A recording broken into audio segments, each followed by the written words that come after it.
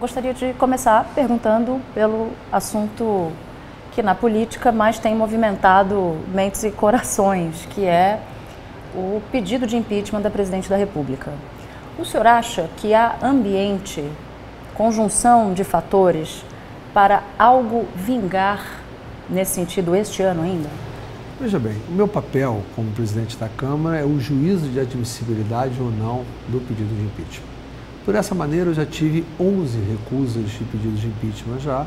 Existem ainda hoje lá cerca de 9 pedidos que estão lá para serem decididos. Claro que tem um que tem mais polêmica pela forma como ele foi tratado, que é o mais recente.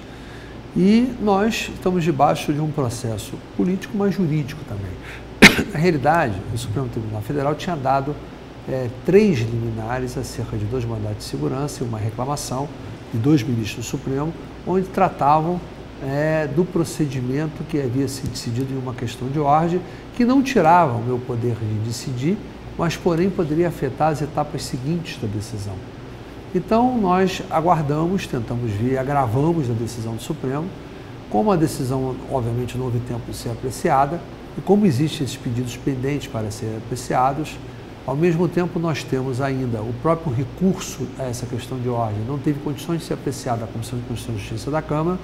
Eu optei por revogar a decisão proferida na questão de ordem e voltar ao entendimento que sempre norteou, que aliás norteou a resposta da própria questão de ordem, que é o atendimento da Constituição, da Lei 10.079 e do regimento interno da Câmara. Deixa eu só interromper o senhor, aproveitando o gancho, porque o senhor, tão logo o senhor revogou a questão de ordem que estava sendo questionada no Supremo, o governo pediu para que seus interlocutores falassem com a imprensa e dissessem que, na visão do Planalto, mesmo com a revogação da questão de ordem, todos os pedidos de impeachment estão prejudicados, têm a legalidade questionada por conta das decisões que o Supremo deu ali. Bom, veja bem, as decisões do Supremo tratam-se do questionamento sobre o recurso. Na medida que a questão de ordem foi revogada, o recurso perdeu o seu objeto. Consequentemente, nós peticionamos hoje mesmo ao Supremo e nessa petição está colocado a pedido da extinção da ação por perda de objeto. Então eu vou aguardar o despacho dessa extinção da ação. Isso por si só responde a essa dúvida. Eu não tenho dúvida nenhuma que o poder de decidir, seja deferido ou indeferido, ele continua permanecendo por prerrogativa constitucional com a minha função. O que estará sempre em dúvida, que poderá ser questionado depois, aí em outra ação em função da minha decisão, será o passo seguinte da decisão que eu tomar. Isso é uma visão do ponto de vista técnico e processual e jurídico. O que eu perguntei, na verdade, é se há clima político, há ambiente, não é nem clima, ambiente político. O senhor vê algum processo de impeachment deflagrado este ano? Não posso lhe afirmar isso, porque se eu disser que o processo de impeachment vai ser deflagrado, eu estou lhe antecipando uma decisão de deferimento que não foi uma decisão ainda tomada por mim. Então, seria difícil eu dizer isso, né? O impeachment, obviamente, ele é de natureza política, como esse processo, ele é um processo político. Porém, ele tem um pressuposto constitucional e da legislação que tem que ser obedecido. Então, se as decisões entenderem que há a admissibilidade pelo pressuposto, ele vai ser decidido. O que eu estou prometendo é tentar decidir o mais célere possível.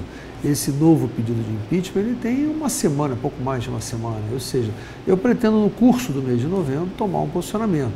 Para isso, eu já revoguei a questão de ordem hoje, justamente para facilitar esse entendimento e dar tempo para a extinção do feito do mandato de segurança. A decisão que o senhor tomou hoje já fez a oposição voltar a se movimentar ali, ou pelo menos aquela banda da oposição que está trabalhando mais abertamente pela abertura do processo de impeachment, para voltar a fazer as contas no Congresso. Eu queria saber se o senhor acha que, de alguma forma, muito se especulou nas últimas semanas sobre um acordo com o governo, um acordo com a oposição para fazer isso ou aquilo.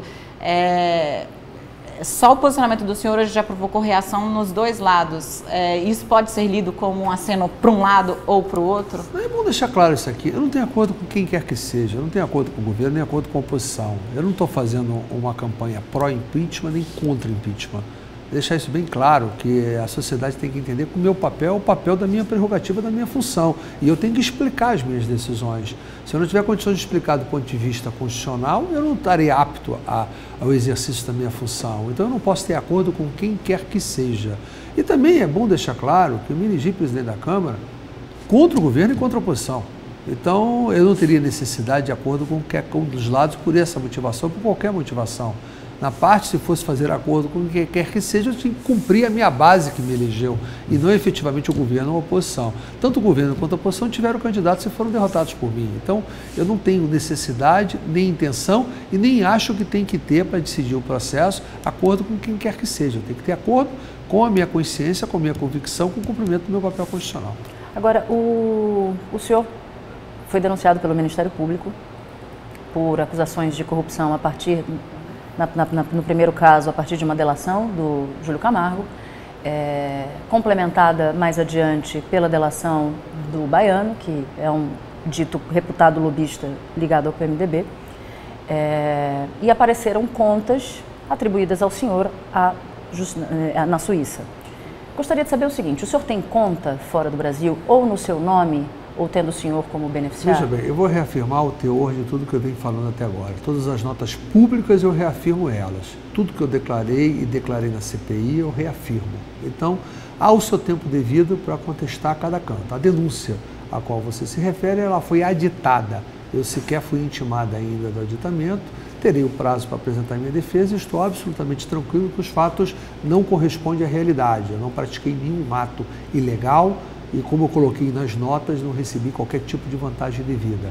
Quanto ao inquérito que foi instaurado, nesse inquérito eu vou ter oportunidade de responder e de me defender e comprovar o que eu falei. A que o senhor atribui, então, a denúncia do Ministério Público? Eu já tive a oportunidade de falar isso algumas vezes, sobre um tipo de escolhas seletivas em determinados tipos de atuação. A minha denúncia, ela tanto foi feita de uma forma assim, precipitada, que ela foi aditada. O aditamento da própria denúncia mostra a fraqueza, ou pelo menos que ela não estava madura para ser feita naquele momento. Então, 2 meses depois da denúncia, ela foi editada. Então, isso aí, eu confio plenamente na isenção do Supremo Tribunal Federal. Tenho certeza que a minha contestação, ela servirá de base para que o Supremo rejeite essa denúncia. Os meus advogados vão cuidar disso e vocês vão ter acesso a toda a produção que eu fizer de contestação. A denúncia, por si só, já foi suficiente para que alguns colegas do senhor, ou mesmo movimentos ligados a partidos como o PSOL, ou adversários do senhor no estado do Rio de Janeiro, iniciassem um movimento para constranger o senhor no Congresso, no plenário, levantando cartaz, enfim, pedindo o seu afastamento. Só para concluir, na semana passada, se não me falha a memória, o senhor chegou a comparar, falar quem está pedindo a minha renúncia devia primeiro pensar na renúncia da presidente, porque ela não tem um dígito só de aprovação, perdeu o apoio todo popular. O senhor acha que a sua situação e a da presidente Dilma é comparável em algum aspecto? Não, eu acho, veja bem, em primeiro lugar eu vou te responder, esses grupos que pedem a minha saída, quando instaurou o inquérito pediu a saída. Quando houve a declaração do delator, pediu a saída. Quando houve o pedido da denúncia, pediu a saída. Quando abriu outro inquérito, pediu a saída. Ou seja, querem a minha saída de qualquer forma. Melhor, não queriam a minha entrada. Então, esses fazem o seu papel de me contestar. É natural. Isso que você falou da menina que levantou cartazes, isso é adversário político local que todos conhecem, todos sabem, e só desmerece o papel tentando desmoralizar o próprio parlamento. Isso não me preocupa.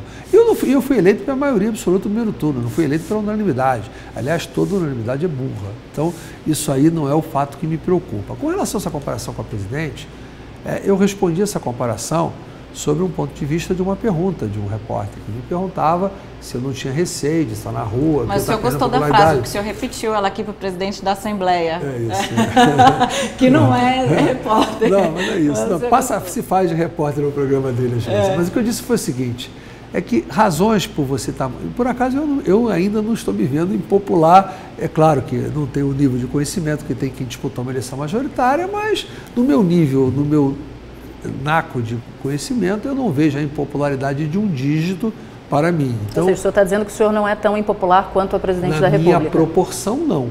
Agora, a impopularidade ou popularidade impopularidade não é razão para afastar ninguém. Impopularidade não é razão para manter ninguém, se não estiver cumprindo o seu dever constitucional ou não está respeitando as leis. Então, isso que eu quis dizer.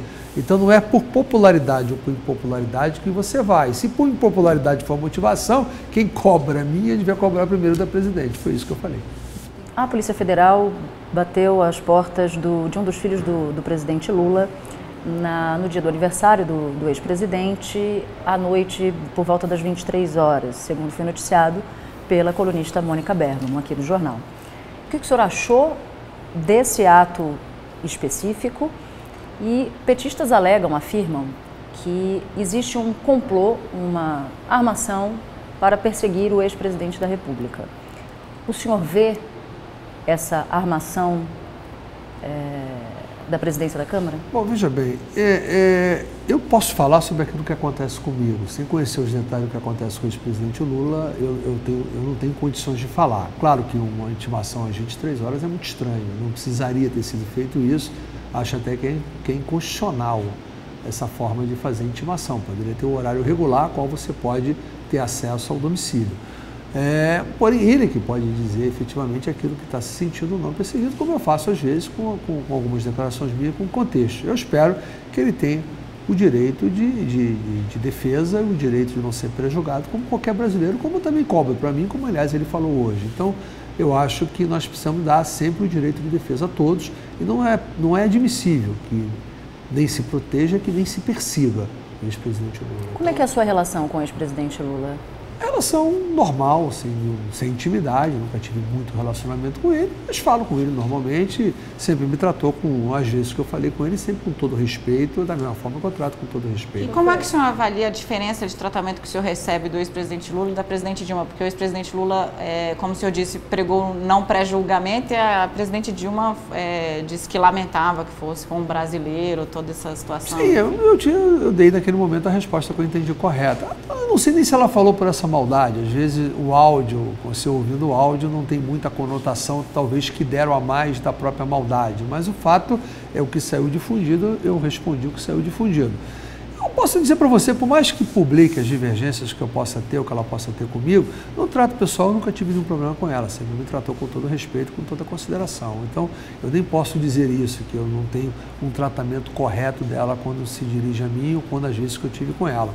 Mas eu, da mesma forma que eu estou falando do ex-presidente Lula, eu também gostaria que não tivesse pré-julgamento a todos, inclusive a ela, naquilo que é colocado com relação ao seu governo ou à sua atuação, porque a oposição também acusa a atuação dela, acusa a todo momento, porque estava no conselho, porque era presidente, porque era ministra, e nós temos que dar todo o direito de defesa, de explanação e mostrar que não tem absolutamente nada com isso. Então, eu acho que a todo mundo é dado o direito de defesa. De 0 a 10, qual é a chance do senhor renunciar ao seu mandato?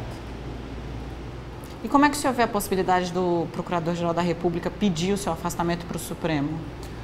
Eu não vejo essa possibilidade dentro da ótica jurídica e dentro da invasão dos poderes. Eu acho muito pouco provável que isso ocorra, mas o Supremo está aí, dificilmente eu acredito que o Supremo iria para um caminho dessa natureza, até primeiro que não tem qualquer motivo, não tem previsão constitucional para isso. E eu estou no exercício de um mandato eleito, da qual eu só saio quando terminar o mandato ou se porventura eu renunciar ao mandato, ou por acaso se eu for cassado. Não há outra hipótese. Então, de 0 a 10, quais são as chances do senhor terminar o seu mandato à frente da presidência da Câmara? 10. Muito obrigada, presidente, pelo convite aceito. Obrigado.